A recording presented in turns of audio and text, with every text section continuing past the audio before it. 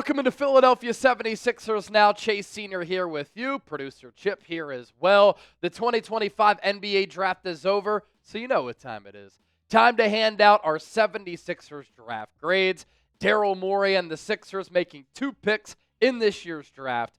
VJ Edgecombe, the guard out of Baylor, taken by Philadelphia with the 3rd overall pick. And then Janai Broom, selected by the 76ers with the 35th pick in the 2nd round. Let's begin, of course, with VJ Edgecombe. There was a debate for weeks in the lead up to the draft. Should the Sixers take a chance on Ace Bailey? Obviously, a lot of risks there. So many red flags with how him and his camp handled the pre-draft process. He has tremendous upside. He can end up being a star player, but that boomer bust potential, very risky.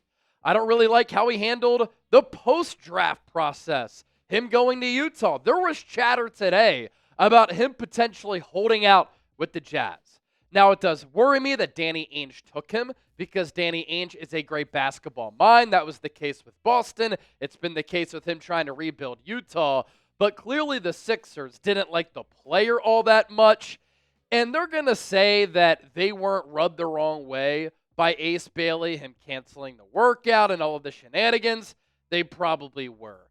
Also, keep in mind that Daryl Morey and Nick Nurse know that their seat is hot going into 2025-2026 because of how disappointing they were last year. The Paul George deal blew up in their face.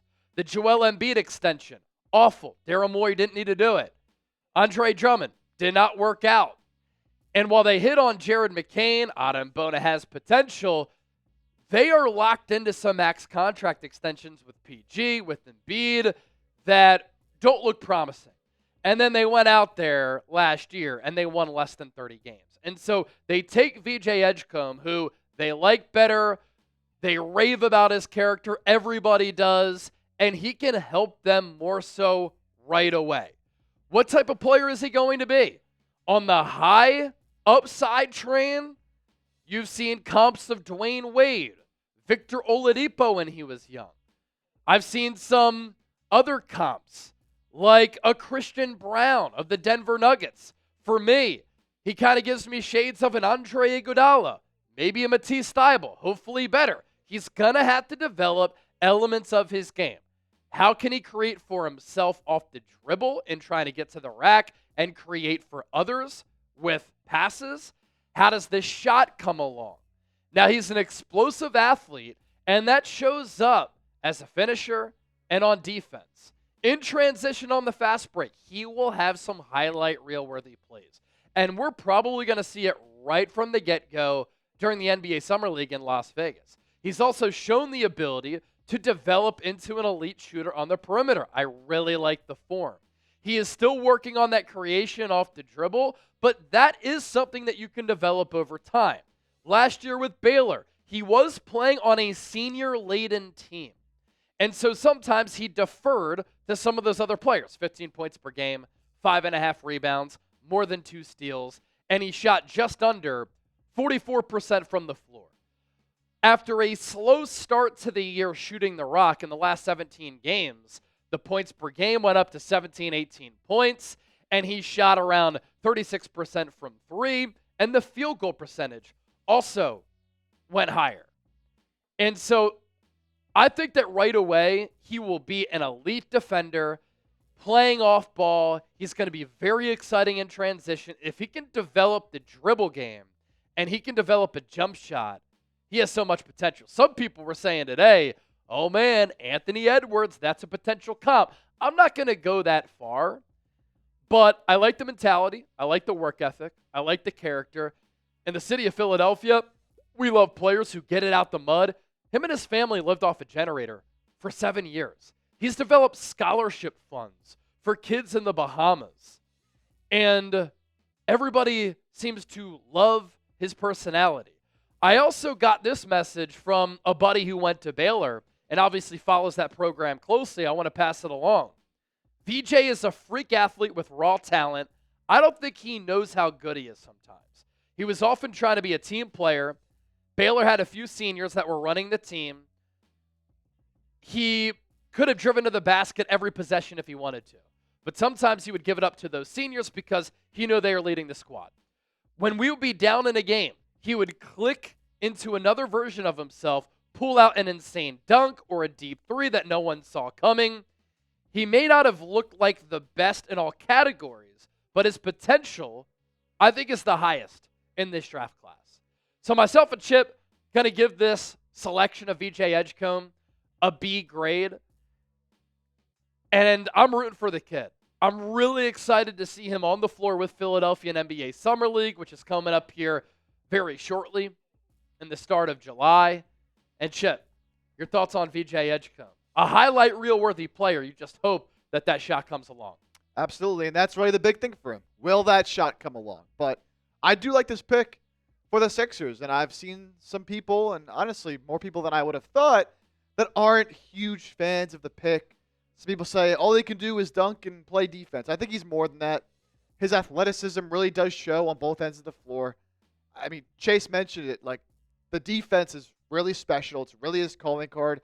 He's not just a good defender in terms of like being able to stay in front of guys and keep guys away from the basket, but he makes a lot of special plays defensively too, generating turnovers, rising up for blocks, like stuff that you just don't see a whole lot of guys do, right? Because of his athleticism. And the shooting, which is, again, is really the swing skill for him, I'm confident that it can come along. I'm confident that it can at least be average to slightly above average. Do I think he'll ever be special in that regard? No. I don't know if he'll ever be a special shot creator. But look, on this team, I think he fits right in. And with the mentality that he plays, with the edge that he plays, with the high character guy that he is, he clearly loves basketball. He knows how much he's going to have to put in and how much work he's going to have to put in and the time and the effort it takes to be the kind of player he wants to be. He already seems to have a good relationship with Tyrese Maxey. They've already been talking a little bit, so it seems like he fits in very well with the culture. And for a Sixers team that, say, has had some culture issues over the years, just a great pick from that regard in particular. So I know some people are out on it. They're saying another guard, he can't shoot this and that. I'd encourage you to give it some time, even if he doesn't reach superstar upside. And maybe one day Ace Bailey will be a better player. I still believe in what VJ can be as a very, very good starter on this team one day. Again, even if he doesn't reach that ultra-high upside. Couple more things. 6'4", but his wingspan is 6'8". His max vertical, 38.5 inches. His last 2 years in high school, according to Synergy data, he shot 42.8% on threes on 208 attempts. There's a lot of volume there. And something that I've said a couple of times, the stroke is very smooth. It's not a clunky, bad mechanically put together jump shot. The form is something that you can build off of, and that's a great foundation and base. And then Chip alluded to it too. For a majority of my lifetime, real ones know, the Sixers have been a very dysfunctional organization. You look across the sports complex to the Philadelphia Eagles, they're always a well-run team. Jeffrey Lurie, Howie Roseman, great culture there. They've now won 2 championships since 2017. The Eagles should do, or the Sixers should do everything that the Eagles are trying to do, or have done, in developing, building a good culture. And I think the Sixers have a couple of guys who help this culture fortify. Tyrese Maxey, the pulse of the organization, always smiling, always positive. Jared McCain, make fun of his TikToks, but he has that vivacious personality. He, too, is always positive. VJ Edgecombe has that to his personality as well. He also has this intensity, this competitiveness, this confidence that I think will help him. He said after the draft, I'm great at every single sport that I play.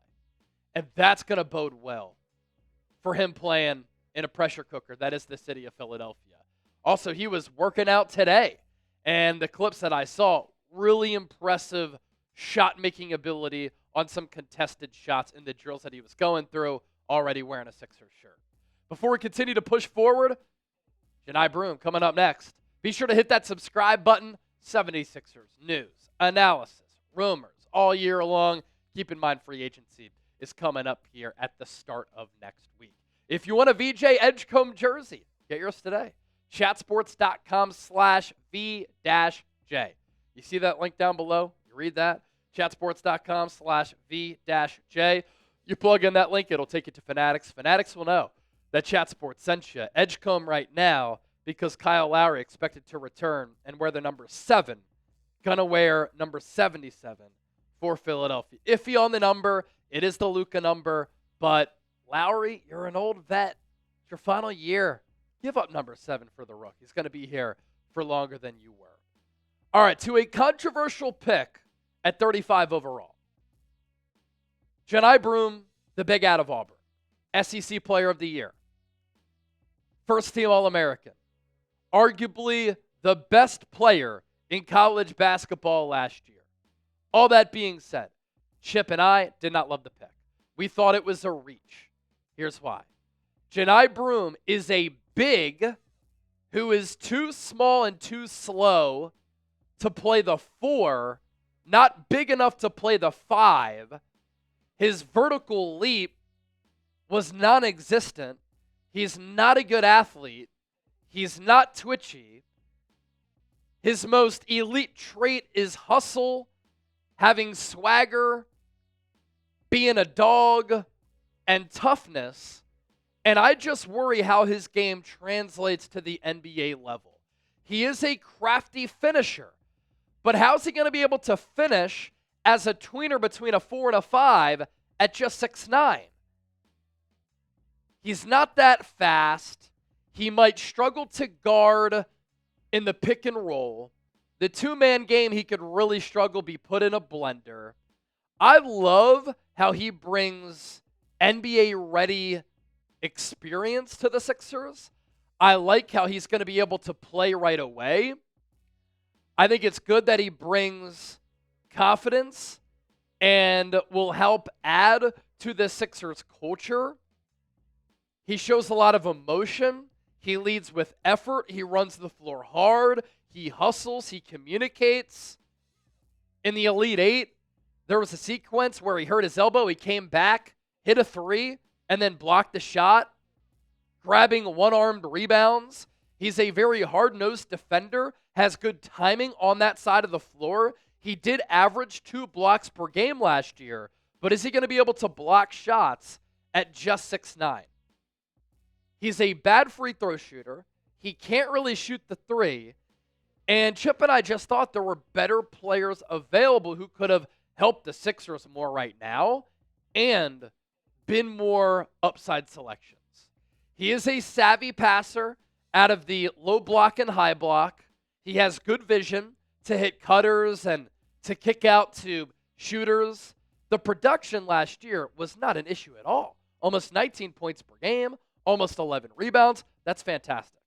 But at 6'9", going up against superior athletes, I'm just not sure how he's going to be able to be productive. He's going to have a very difficult time.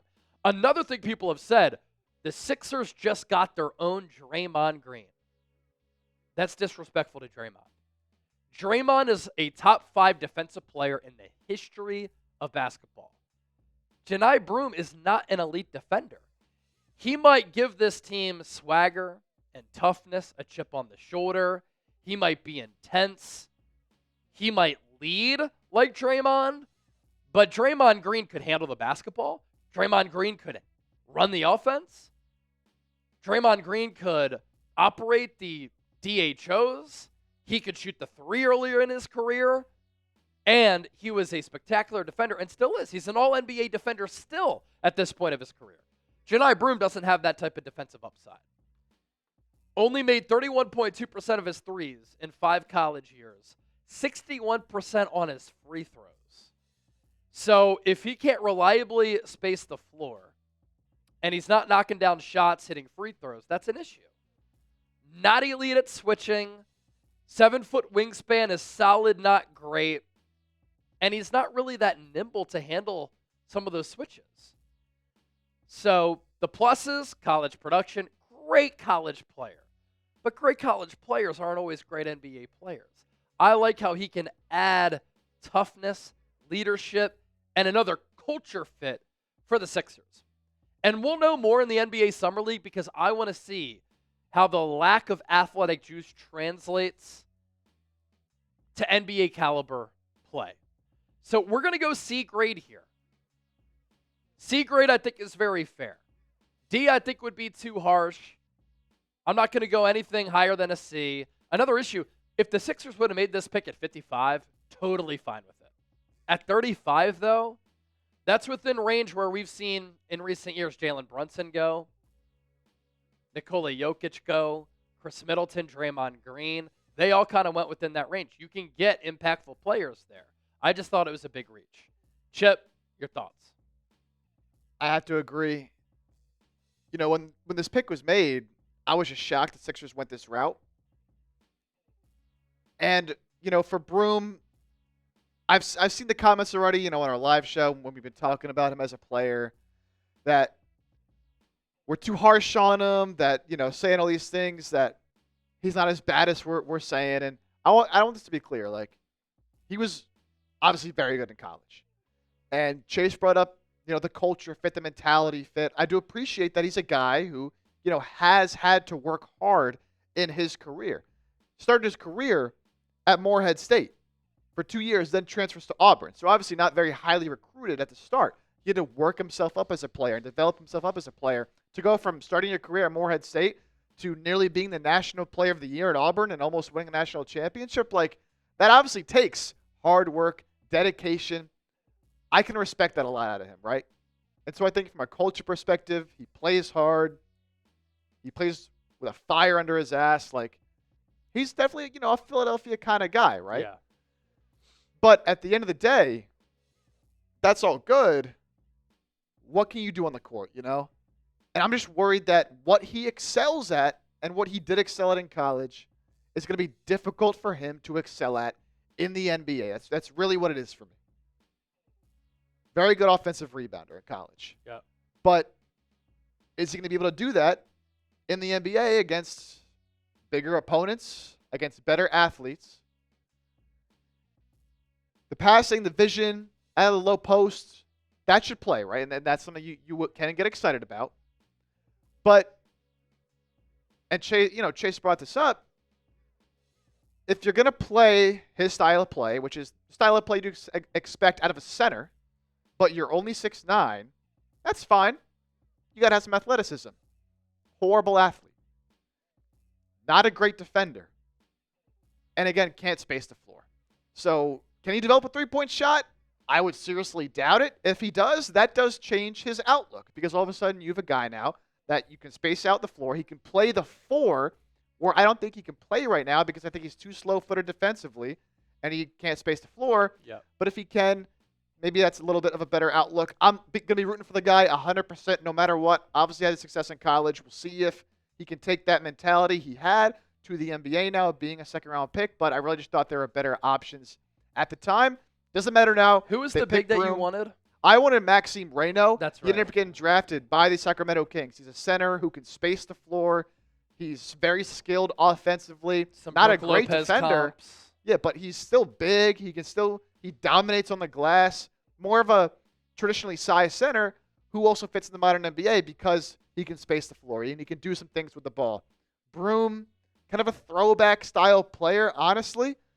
I don't really look around the NBA and see a whole lot of guys in his kind of mold. Right. Usually guys in his mold who aren't these great athletes are usually really good defenders, and he's not a really good defender. So I'll be rooting for him no matter what, for sure. Excited to see him play, hopefully, for this team. And we'll see, but right now, not very high in the pick. Yeah, so those are our draft grades. Chip will do a UDFA video tomorrow. We know of one as of right now, and it's after 11 p.m. Eastern. According to Shams, Wake Forest Hunter Salas has agreed to a two-way NBA contract with the 76ers. If he was in the draft last year, probably gets drafted, averaged 18 points per game, shot 40% from three, went back to school, shot it poorly, went undrafted. Great pedigree, five-star guy who struggled at Gonzaga. He is another guard, but that's a name to remember. Once Summer League comes around, Sixers get him on a two-way contract. Our overall draft grades for the 76ers. We've warmed up to Edgecombe. Janai is so interesting because Daryl Morey loves upside selections. He's kind of tapped out. And so the C grade there, balances us to a B minus. But obviously, we're hoping for the best for the 1, 2, 3, 4, 5 Sixers. Grade the 76ers 2025 NBA draft. Are you with us? Higher? Lower? You let us know. That's the beauty of our platform here because you always have a voice.